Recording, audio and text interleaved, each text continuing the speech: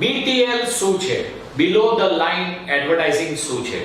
Below the line advertising ઘણું સસ્તું માધ્યમ છે જેનાથી તમે શોર્ટ પાછલા દરવાજાથી એમ કહી શકો કે પબ્લિકને ખબર ના પડે અને પાછલા દરવાજાથી તમે અને તમારો કસ્ટમર કઈ રીતના જોડાઈ રહ્યો અને કઈ રીતના બિઝનેસ કન્ટિન્યુઅસલી આવે એને BTL એડવર્ટાઇઝિંગ કહેવાય છે.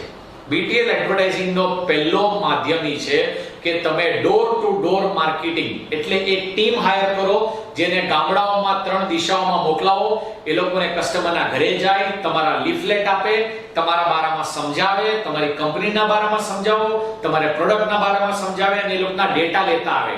નામ, નંબર, કયો એડ્રેસ છે, શું બર્થ ડેટ છે, શું એનિવર્સરી છે, ઘરમાં કેટલા લોકો છે, ઘણી બધી ઇન્ફોર્મેશન લેતા આવે.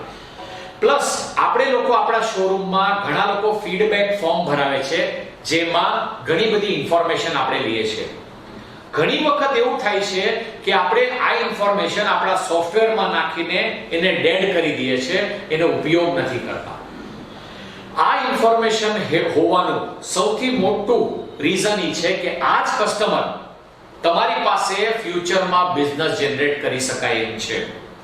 તમારી પાસે જે ડેટાબેઝ હોય એની સાથે અગર પ્રોપરલી કનેક્ટ કરો, તમારા એના બર્થડેટના સમયે, એની એનિવર્સરીના સમયે તમે નાના મોટા પ્રોડક્ટ લોન્ચ માટે એને પર્સનલી ઇન્વાઇટ કરો, એના હસબન્ડને ઇન્વાઇટ કરો કે એની એનિવર્સરીમાં આવીને કંઈ ગિફ્ટ લઈ જાય વાઇફ માટે, કંઈ ડિસ્કાઉન્ટ આપીને લઈ જાય, કંઈ નાના કનેક્ટ પ્રોગ્રામ બનાવો, કિટી પાર્ટીઓ બનાવો, કંઈ નાના ડ્રો સિસ્ટમ બનાવો, નાની સ્કીમો બનાવો. BTL નું પર્પસ ઈ છે એને પર્સનલ ઇન્વિટેશન મોકલાવો.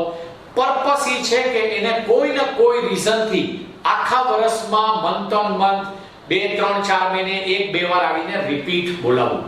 આપણી પાસે અગર રોજના 20 કસ્ટમર આવતા હોય શોરૂમમાં, મહિનાના 600 કસ્ટમર આવતા હોય અને વર્ષમાં 7200 કસ્ટમર આપણી પાસે આવતા હોય અને આ ટોટલ 7200 કસ્ટમરોનું આપણી પાસે ટોટલ ડેટાબેઝ હોય, આ લોકોને જ આપણે અગર વર્ષમાં 2 વાર બોલાવી શકતા હોય તો ઈ સેલ્સ આપણો ડબલ થઈ જાય, 14400 કસ્ટમર થઈ જાય.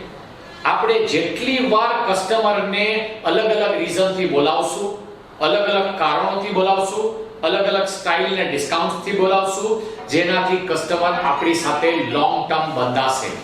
આપણે એ ખાસ ધ્યાન રાખવાની જરૂર છે કે કસ્ટમરને બોલાવવાનું માધ્યમ શું અને એનું સિસ્ટમ કેવું હોવું જોઈએ.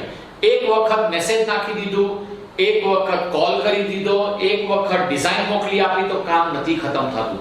ઘણા બધા એવા માધ્યમ છે જેનાથી કસ્ટમર ખૂબ જોડાયેલો હોય છે. આની આળસ નહીં કરો કેમ કે આ લો કોસ્ટ માધ્યમ છે. આમાં આળસ કરશો તો કસ્ટમર જે આપણી પાસે છે ને એ પણ તૂટતો જશે.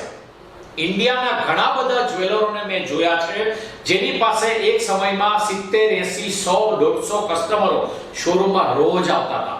આજની તારીખમાં 15, 20 કે 25 જ રહી ગયા છે અને એ લોકો સ્ટેન્ડર્ડ રીઝન આપે છે. એ લોકો એના પર કાંઈ કામ નથી કર્યું.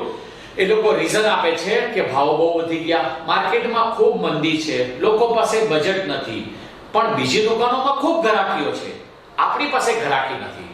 તમારે અગર કન્ટિન્યુઅસ સેલ્સ ગ્રોથ કરવી હોય તો ATL અને BTL ને બરાબર સમજીને એને કન્ટિન્યુઅસ પ્લાનિંગ કઈ રીતના કરવી એનું પ્રોપર પ્લાન બનાવવું અને એનું સિસ્ટમ સેટ કરવું. એમાં ટેલિકોલિંગ ડિપાર્ટમેન્ટ પણ બેસાડવું જે કસ્ટમરને કન્ટિન્યુઅસલી ફોલો અપ કરી શકે છે. નેક્સ્ટ વિડિયોમાં હું બતાવીશ આપને કે એક્ઝિબિશન્સ કઈ રીતના હેલ્પફુલ થાય, ઇન્ટરનલ અને એક્સટર્નલ, અને બીજા કયા બેઝિક માર્કેટિંગ થઈ શકે જેનાથી સેલ્સ ગ્રોથ થાય. Thank you very much.